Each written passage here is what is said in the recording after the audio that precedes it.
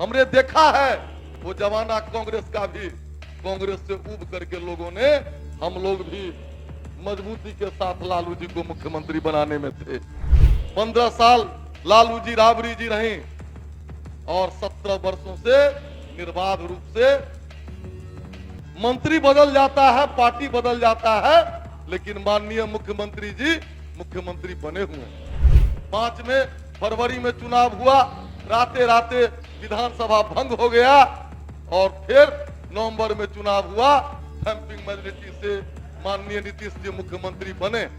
लेकिन वोट के सौदागर उनकी आवाज सुनने के लिए कोई तैयार नहीं है अध्यक्ष जी। उनके आंखों को आंसू पोंछने वाला कोई नहीं है। भारतीय जनता पार्टी, मैं पूछना चाहता हूं कि विजय मांझी पर जब सिवान में अत्याचार हुआ, क्यों नहीं जीतन राम मांझी जी बोलेंगे?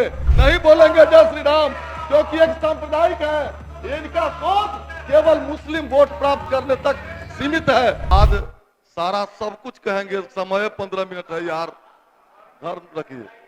माननीय अध्यक्ष जी और पार्टी के नेता माननीय विजय बाबू, आपके द्वारा और विश्व की महान जनता के द्वारा मैं यहाँ आया हूँ। गांव गरीब किसान के घर में पैदा लिया। सभी लोग कागज की देखी बात किए हैं, मैं आखन की देखी बात करूंगा। इस सदन में जो बात नहीं भी होनी चाहिए वो भी बात हुई। अभी जो सरकार है 67 वर्ष मुख्यमंत्री इधर के रहे हैं, हम लोग बनाने का काम किए हैं। चाहे जननायक कर्पूरी ठाकुर जी हों, अगर जनसंघ आरएसएस भारतीय जनता पार्टी नहीं होता तो जननायक कर्पूरी ठाकुर जी, राम सुंदर दास जी, लालू जी, नीतीश जी मुख्यमंत्री बनने में भारतीय जनता पार्टी बहुत मीठा था, बहुत अच्छा था। लेकिन सुनिए ना अध्यक्ष जी, आज जब सत्ता प्राप्त हो गया, 67 वर्ष हो गया, मुख्यमंत्री उधर बैठे वाले लोग हैं। 35 साल कांग्रेस के मुख्यमंत्री रहे, 15 साल लालू जी राबड़ी जी रहे और 17 वर्षों से निर्बाध रूप से मंत्री बदल जाता है, पार्टी बदल जाता है, लेकिन माननीय मुख्यमंत्री जी मुख्यमंत्री बने हुए हैं। हमने देखा है वो जमाना कांग्रेस का भी। कांग्रेस से ऊब करके लोगों ने, हम लोग भी मजबूती के साथ लालू जी को मुख्यमंत्री बनाने में थे। लालू जी ने क्या किया, कहां किया? समता पार्टी बनी 96 में, फिर गठबंधन हुआ, नीतीश जी संघर्ष किए, भारतीय जनता पार्टी बिहार के 13 करोड़ जनता के लिए उस संघर्ष में भी साथ था।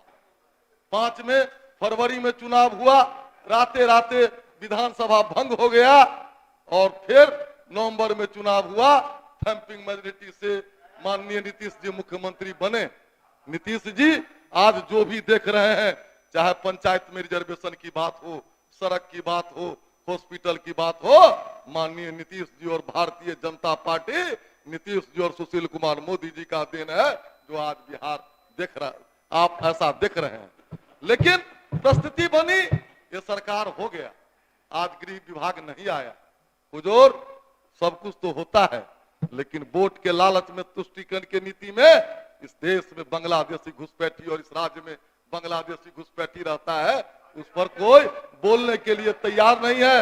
आज जिन पंचायतों में आप अररिया जाइए, किशनगंज जाइए, कटिहार जाइए, पूर्णिया जाइए, मेरे विधानसभा बिस्फी में जाइए, आप दरभंगा में जाइए, केवटी में जाइए, कैसे लोग रह रहे हैं, किस तरह लोग रह रहे हैं। लेकिन वोट के सौदागर उनकी आवाज सुनने के लिए कोई तैयार नहीं है अध्यक्ष जी।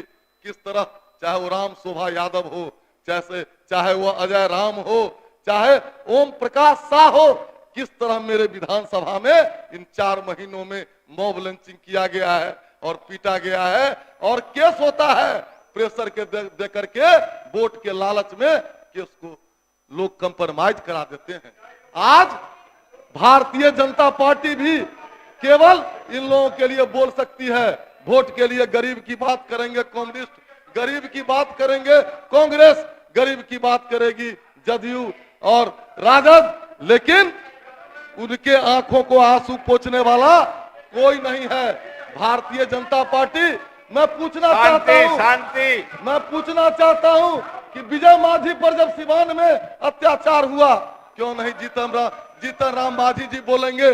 जिस दिन पूर्णिया में पिछड़ों पर अत्याचार हुआ, क्यों नहीं किसी पार्टी की मुंह खुलती है? भागलपुर में यादव महिला के साथ जो हुआ, क्यों नहीं कोई पार्टी बोलता है? यह देश, यह बिहार की धरती चंद्रगुप्त की धरती है, चाणक्य की धरती है, विद्यापति की धरती है।